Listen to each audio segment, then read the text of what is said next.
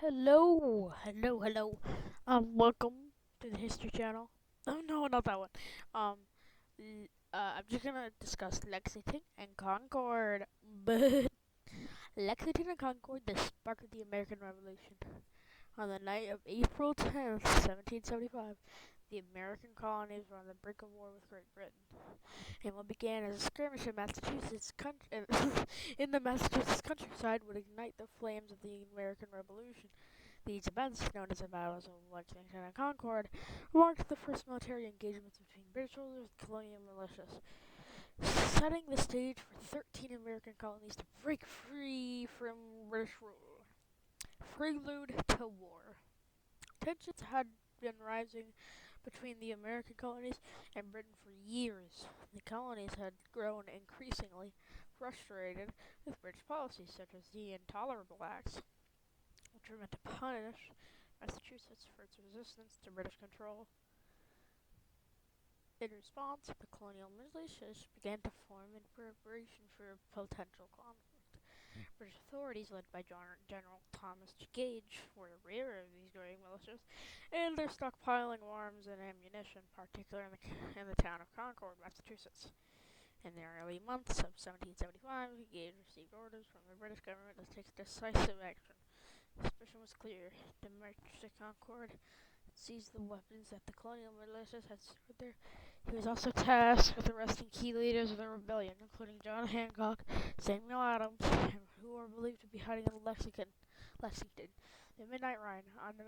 On the night of April 10th, 1775, the British troops prepared to march from Boston to Concord. In response, colonial leaders sprang into action to warn the surrounding towns of the impending British advance. Among the most famous of these rides was Paul Revere, who rode through the countryside shouting the alarm, "The British are coming." Revere was joined by William Dawes and Samuel Prescott, who continued to ride to spread the warning further. As Revere and his companions rode through the night, the word spread quickly, and by morning, the militias were gathering in towns along the route to the British to prepare for British troops to arrive. Finally, we're done. Okay, the Battle of Lexington. At dawn on April 19th, 1775, British troops arrived in Lexington, a small town located between Boston and Concord. The town's militia, led by Captain John Parker, I think it is, was waiting for them. Parker had only about 70 men, while he hoped to avoid a confrontation, he knew the British were likely to force one. The British soldiers, under the command of Lieutenant Colonel Francis Smith, ordered the militia to disperse, and tensions flared. And although no one knows for certain who fired the first shot, it rang out across the field. The single shot, later known as the shot heard around the world, marked the beginning of open hostilities. The British soldiers quickly fired on the unprovoked militia, killing several men and forcing the rest to scatter. Although the skirmish in Lexington was brief, it set the stage for a larger conflict that would unfold throughout the day. Alright, we got to the Battle of Concord. Okay, this is going to be a long one, so get your popcorn ready. After the clash in Lexington, the British continued to march toward Concord, where they believed the colonists had stored much of their weapons and supplies. By the time the British troops reached Concord, the local militia, now joined by reinforcements from nearby towns, was ready to defend the town. The British soldiers began searching for the weapons, but as they did, they were not met with increasing resistance from colonial militias.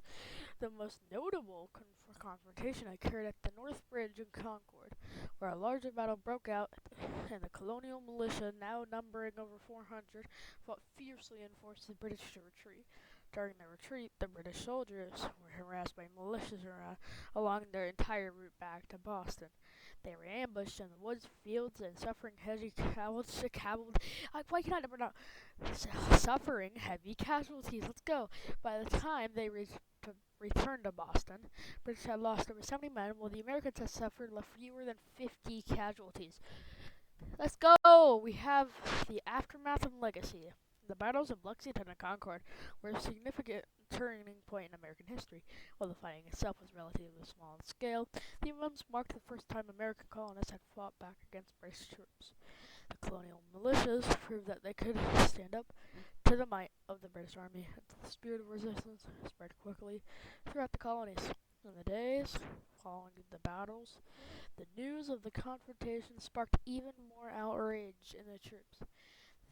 Had colonial troops had gathered around Boston, laying siege to the city. Um, Trying to find where it was.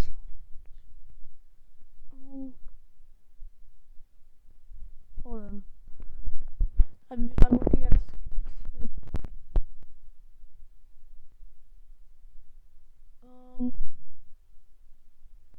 Original colonies, volunteers blocked. Okay, I'm just gonna read the entire thing again. The battles of Lexington and Concord was a significant turning point in American history. While the fighting itself was relatively small in scale, the events marked the first time that American colonists had fought back against British troops. Colonial militias proved that they could stand up to the might of the British Army, and the spirit of resistance spread quickly through the colonies. In the days following the battles, the news of confrontation sparked even more outrage in the colonies. Volunteers flocked to join the militia, and within weeks more than 20,000 colonial troops had gathered around Boston, laying siege to the city. The battles would also mark the beginning of the American Revolutionary War. The peace talks were still an option in the early days of conflict. The fighting in Lexington and Concord were still an oh no, the fighting in Lexington and Concord signaled that I'm not saying that word, between the colonies and Britain was no longer possible. The conflict would continue for the next 8 years, ultimately leading to American independence in 1783. Alright, we finally got past that. Now the conclusion. The battles of Lexington and Concord were not only the first battles of American Revolutionary War, but also served as a symbol to the American colonies to resolve fight for their rights and freedom. The events of April 19th, 1775 galvanized the colonists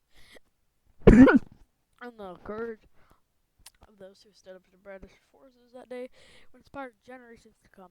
The shot fired in Lexington marked the beginning of a new chapter in world history, one where a group of colonies would rise up to form a new nation, one that would ultimately change the course of history and become a beacon of liberty and democracy in the world.